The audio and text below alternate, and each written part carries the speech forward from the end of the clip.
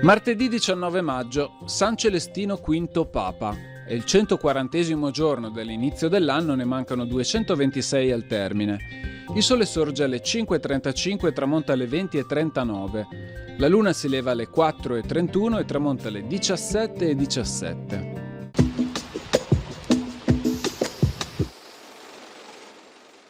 Il Consiglio dei 10 condanna al taglio della testa il nobiluomo Gaspare Valier, reo di aver ucciso a Treviso un certo Rocco, maestro delle poste e preposto alle gabelle in quella città, che impediva al Valier di praticare il contrabbando.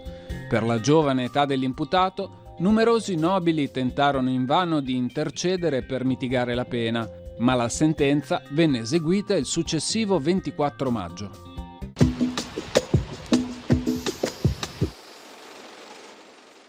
Le previsioni per domani. Sereno o poco nuvoloso senza precipitazioni. Temperature minime in calo, massime in aumento. Ventilazione moderata dai quadranti settentrionali in quota, da quelli orientali in pianura.